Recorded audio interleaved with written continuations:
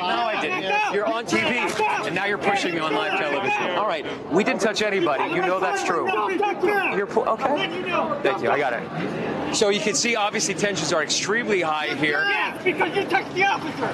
Don't touch the officer. All right, why is the LAPD acting so unhinged lately? I want to dig into that, and I want to show you all this viral clip of an LAPD officer, a few officers, surrounding ABC News journalist Matt Gutman for zero reason. They scream at him, they yell at him, and this clip has gone incredibly viral because you can see how unhinged they are in the LAPD officer's eyes. And this is off the back of a pattern of the LAPD continually provoking conflict, being escalatory, and it's not even just that they're undertrained, it's like they're being encouraged, either directly or indirectly, to act with more aggression than normal. And you know, that's exactly what happens when the federal government signals to local law enforcement that there are no rules anymore, no boundaries. Under Trump's first term, we saw him clearly encourage crackdowns on protesters, and that's only gotten bigger during his second term, almost immediately. He's also deployed DHS agents in unmarked vans. He said that peaceful protesters are insurrectionist rebellions,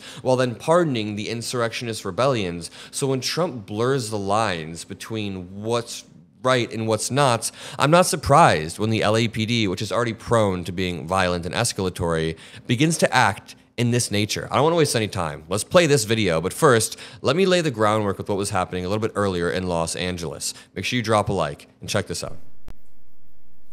It's David, Chris, what you have behind me is Temple and Main Street. Los Angeles County Sheriff's Department are deploying CS gas, tear gas, pepper spray, and flashbang grenades in large numbers. They have mounted units pushing directly up against protesters. I want to show you, but over here is the remnants of the peaceful protest that happened earlier today. And you know, I was protesting in Chicago. I was reading all of your comments. I know that you guys were protesting across the country. People had stories of their smaller towns still having 1,000 to 2,000 to 3,000 people turn out. I read all the comments. It was all peaceful. I don't know how the LAPD uniquely escalates in this manner, but this video really proves it. Now, remember, just a week ago, Australian reporter Lauren Tomasi got shot in the back of the leg, and I won't play the video because everyone's seen it, but you can see the officer point at her, think about it, and then end up shooting. Again, that's not just being undertrained. In fact, he's trained enough to perfectly hit her in the back of the leg. That is him trying to be escalatory. This is all particularly dangerous because not only does the LAPD have a long history, trust me, I understand the long history from Rodney King to the Rampart scandal to now, I understand, but it does feel like this is only escalating because Donald Trump is president. It doesn't feel like that. You can directly demonstrate that. I mean, this didn't happen when Joe Biden was president. There wasn't a top-down signal from the admin to just go ham if you had any amount of power. Now we see the power tripping. Please watch this video of ABC News reporter Matt Gutman getting screamed at. Now, this was happening at about the same time as the other clip I played, but these are two separate reporters that I'm showing you. Watch this. Can walk, people get tripped up by it, and you see this woman right in front of the officers right now. I don't know if you can see, she's got her arms wide out in front of her, taunting them, sort of. They're just taking someone down. They've taken, you can see there's an elderly lady inside of there. I don't know if you can hear that. She's got her hands up. Hey! Don't touch him! Nobody touched anybody, officer. Hey, nobody touched anybody. You guys, you're literally here. You're on camera. We have nobody touched anybody. No, I didn't. You're on TV, and now you're pushing me on live television. All right, we didn't touch anybody. You know that's true. You're okay. Thank you. I got it. So you can see, obviously, tensions are extremely high here. Yes, because you touched the officer. Don't touch the officer. We have video testimony. Nobody touched an officer. Okay. Obviously. There's more to the clip. They keep on going crazy, but that is a man-child. That is somebody who is emotionally unhinged and throwing a tantrum. These people should not be in the LAPD, the people on the left. They all begin to gang up, and if you can't handle your emotions after not even being touched, even if there was a light brush in a big crowd, you can't go off like this. Just watch how it continues to escalate. See, obviously, tensions are extremely high here. Yes, because you touched the officer. Don't touch the officer. We have video testimony. Nobody touched an officer. Okay. Obviously, massively high tensions here. These folks are tired. They are also hot. It's a long day, and it's been a long week. Let you know. Very classy. He immediately approaches it with empathy. He understands they're tired, they're hot. Imagine that, having a little bit of empathy for people. On the other side, you see no empathy.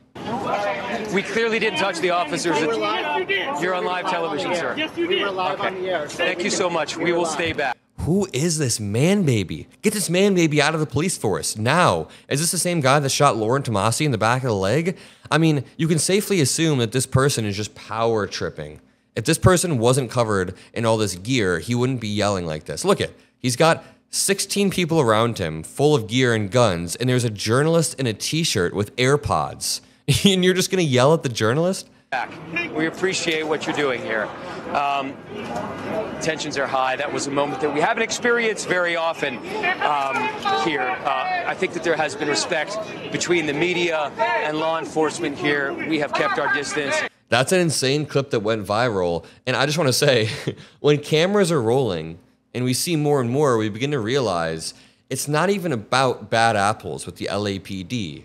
It's not about bad versus good apples. It's about systemic rot, one that gets worse when authoritarian creeps in a top-down manner. I actually would say there are good cops, of course. I think a lot of cops are very, very well-intentioned. But when there's a systemic rot, it doesn't really matter because you have people like this who are then backed up by his buddies standing around him, or at least his buddies don't say anything, as he screams at a journalist. Look at this. You could see the unhingedness in this guy's eyes. You can maybe even see, is that a tattoo on his neck? I just want to know who these people are. And of course, the police force gets to wear face masks. They get to wear riot gear. But now Trump is saying no masks. You'll get arrested if you wear a mask. So we don't know who the police force are at a time when people are impersonating police officers to assassinate Democratic politicians. Trump is inversing reality a lot. And I think we just need to stop pretending that this is a local issue. What's happening in Los Angeles is top down from the Trump admin, allowing people to power trip over and over. You're on TV, and now you're pushing me on live television. He's the one that just pushed the reporter. Look at, he's the one that pushed the reporter, that cop, and he's the one saying that the reporter was escalating or being violent. We need to stop allowing the LAPD to act like soldiers. Stop allowing any public servants to act like soldiers, because when the state turns some peaceful protest into like modern warfare, then yeah, we're not in a great position. Here's the same reporter from earlier trying to cross. Can we cross?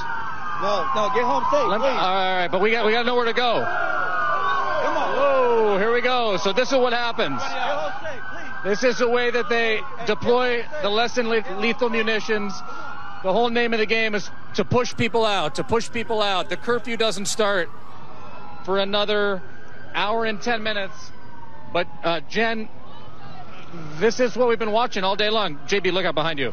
Let's keep walking. It's a good example of the escalatory nature. What they do is they try to push people out before the curfew ends. And when people don't immediately comply, and he's like, yo, we got to cross and get back to safety, they begin to deploy the less than lethal rounds. And they use their own breaking of the curfew as a justification. Like, hey, we know it's not curfew time. Look, there are peaceful protesters here. And the police department continues to say, the LAPD has said, that bottles have been thrown at officers. It's not something I've witnessed. It's not something David Noriega. You see the peaceful protesters. We've been at the peaceful protests. I'm glad that a lot of you got to exercise your First Amendment right. I know that a lot of people are feeling energized after that. We had an amazing live stream yesterday, so let's continue to push. Let's continue to double down. Let's be relentless. I love each and every single one of you, and I'll see you all in the next video. Peace out.